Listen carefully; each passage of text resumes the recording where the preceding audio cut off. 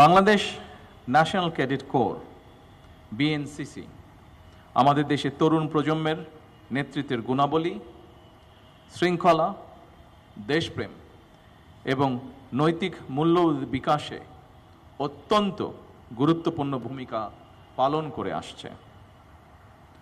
1979 সালের 23শে মার্চ মহান স্বাধীনতার ঘোষক এবং তৎকালীন রাষ্ট্রপতি শহীদ জিয়াউর রহমানের সুদূর প্রসারী প্রতিরক্ষা ও নিরাপত্তা ভাবনার অংশ হিসাবে স্কুল, কলেজ এবং বিশ্ববিদ্যালয়ের শিক্ষার্থীদের মৌলিক সামরিক প্রশিক্ষণ এবং সমাজ কল্যাণমূলক কার্যক্রমে সম্পৃক্ত করার লক্ষ্যে বিএনসিসি প্রতিষ্ঠিত হয়।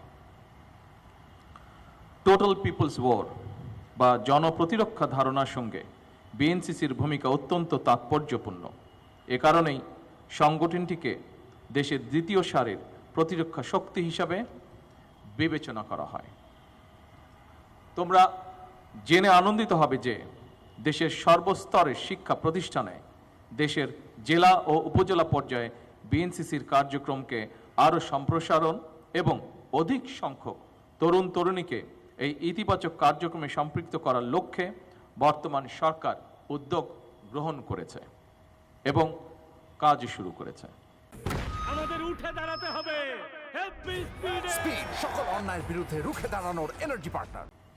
প্রিয় ক্যাডেট বৃন্দ, আজ এখানে উপস্থিত হয়ে তোমাদের প্যারেড প্রত্যক্ষ করে সত্যি আমি মুগ্ধ হয়েছি। অতি অল্প সময়ের প্রস্তুতিতে তোমরা যে শৃঙ্খলা, দক্ষতা ও পেশাদারিত্বের পরিচয় দিয়েছ তা নিঃসন্দেহে বিএনসিসির প্রতিটি সদস্যের নিষ্ঠা, আন্তরিকতা এবং বাহিনীর প্রতি গভীর অঙ্গীকারের উজ্জ্বল দৃষ্টান্ত। আমি দৃঢ়ভাবে বিশ্বাস করি এই বাহিনীর প্রশিক্ষণ কার্যক্রমকে আরও যুগোপযোগী ও শক্তিশালী করার জন্য যথাযথ বিনিয়োগ ও পৃষ্ঠপোষকতা নিশ্চিত করা গেলে বিএনসিসি দেশের তরুণ সমাজের নৈতিক বিকাশ, নেতৃত্বের গুণাবলী এবং দেশপ্রেমে জাগ্রত করতে অনন্য অবদান রাখতে সক্ষম হবে।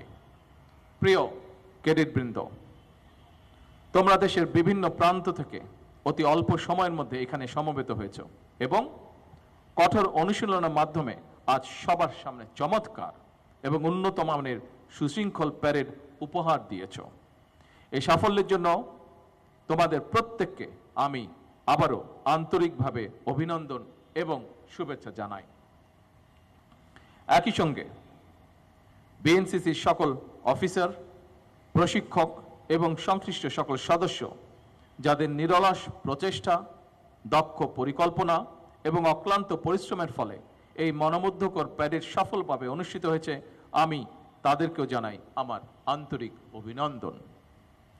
পরিশেষে তোমাদের সকলের উজ্জ্বল ভবিষ্যৎ, সুস্বাস্থ্য, নিরাপত্তা এবং সাফল্য কামনা করছে। মহান আল্লাহ রাব্বুল আলামিন তোমাদের জীবনের প্রতিটি পদক্ষেপে সহায় হন, এই প্রার্থনা জানিয়ে আমি আমার বক্তব্য শেষ করছি। আল্লাহ হাফেজ। বাংলাদেশ জিন্দাবাদ।